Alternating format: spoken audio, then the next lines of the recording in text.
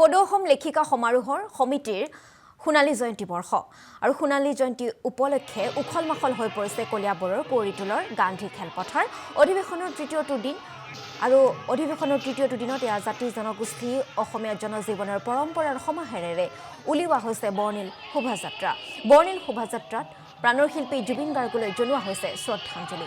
এই শোভাযাত্ৰাৰ উদ্বোধন কৰে জনপ্ৰিয় কণ্ঠশিল্পী জিনা ৰাজকুমাৰী।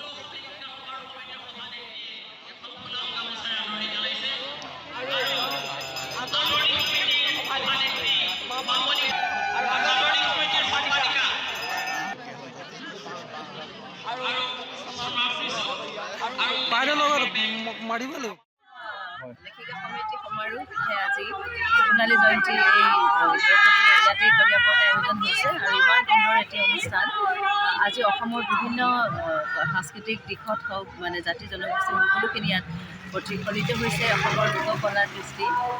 গতিকে সকলো শিল্পীলৈ মই অভিনন্দন জ্ঞাপন কৰোঁ। প্ৰতিগৰাকী লেখিকা সদস্য সভানেত্ৰী প্ৰমুখে সকলো আয়োজকক মোৰ ধন্যবাদ আৰু অভিনন্দন জ্ঞাপন কৰিছোঁ। আৰু কলিয়াবৰৰ বোৱাৰী হিচাপে মই এই অনুষ্ঠানত অংশীদাৰ হ'বলৈ পাই নথৈ আনন্দিত আৰু কৃতজ্ঞতা জ্ঞাপন কৰিছোঁ। খুবেই ভাল লাগিছে। ইংৰাজী নৱবৰ্ষৰ এই প্ৰথম সপ্তাহতে এটি সুন্দৰ বৃহৎ অনুষ্ঠান ইয়াত সুন্দৰভাৱে হৈ গৈছে। লগতে আৰু এটা সুধিব বিচাৰোঁ যে আমাৰ এক সপ্তাহ জুবিন গাৰ্গ নোহোৱা হৈ গৈছে, আমাৰ অসমৰ সকলোৰে প্ৰাণৰ শিল্পী। আপোনাৰ কি ক'ব ইয়াত আহি পেলাই? ক'বলৈ আচলতে ভাষা নাই।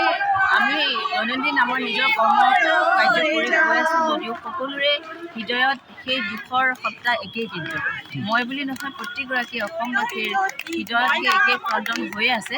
আমি বাস্তৱত কামখিনি কৰি গৈ আছোঁ, কিন্তু হৃদয়ত এটা সমস্ত প্ৰচণ্ড এটা ধুমুহা, এটা দুখ লৈ পেলাই আমি আগবাঢ়ি গৈ আছোঁ।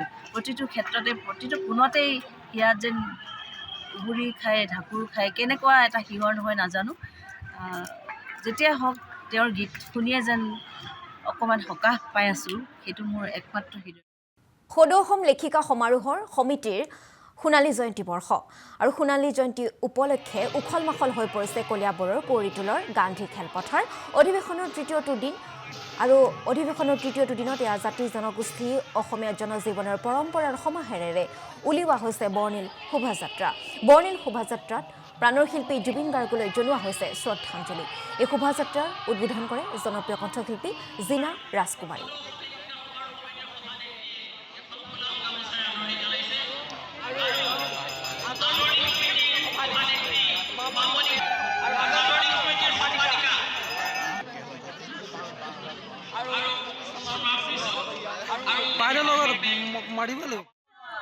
লেখিকা সমিতি সমাৰোহ আজি সোণালী জয়ন্তী ইয়াতে কলিয়াবৰতে আয়োজন হৈছে আৰু ইমান সুন্দৰ এটি অনুষ্ঠান আজি অসমৰ বিভিন্ন সাংস্কৃতিক দিশত হওক জাতি জনগোষ্ঠী সকলোখিনি ইয়াত প্ৰতিফলিত হৈছে অসমৰ লোককলাৰ কৃষ্টি।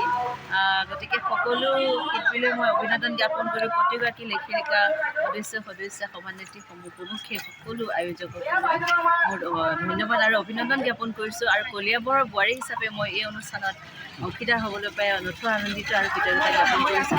খুবেই ভাল লাগিছে। ইংৰাজী নৱবৰ্ষৰ এই প্ৰথম সপ্তাহতে এটি সুন্দৰ বৃহৎ অনুষ্ঠান ইয়াত সুন্দৰভাৱে হৈ গৈছে। লগতে আৰু এটা সুধিব বিচাৰোঁ যে আমাৰ এক সপ্তাহ জুবিন গাৰ্গ নোহোৱা হৈ গৈছে, আমাৰ অসমৰ সকলোৰে প্ৰাণৰ শিল্পী। আপোনাৰ কি ক'ব ইয়াত আহি পেলাই? ক'বলৈ আচলতে ভাষা নাই। আমি দৈনন্দিন আমাৰ নিজৰ কৰ্ম কাৰ্য কৰি গৈ আছোঁ যদিও সকলোৰে হৃদয়ত সেই দুখৰ সপ্তাহ একেই। কিন্তু মই বুলি নহয়, প্ৰত্যেকগৰাকী অসমবাসীৰ হৃদয়ত সেই একেই ক্ৰদন হৈয়ে আছে। আমি বাস্তৱত কামখিনি কৰি গৈ আছোঁ, কিন্তু হৃদয়ত এটা সমস্ত প্ৰচণ্ড এটা ধুমুহা, এটা দুখ লৈ পেলাই আমি আগবাঢ়ি গৈ আছোঁ। প্ৰতিটো ক্ষেত্ৰতে প্ৰতিটো কোণতেই ইয়াত যেন উবুৰি খায়, ঢাকুৰ খায়, কেনেকুৱা এটা শিহৰ নহয় নাজানো। যেতিয়া হওক তেওঁৰ গীত শুনিয়ে যেন অকণমান সকাহ পাই আছোঁ, সেইটো মোৰ একমাত্ৰ হৃদয়।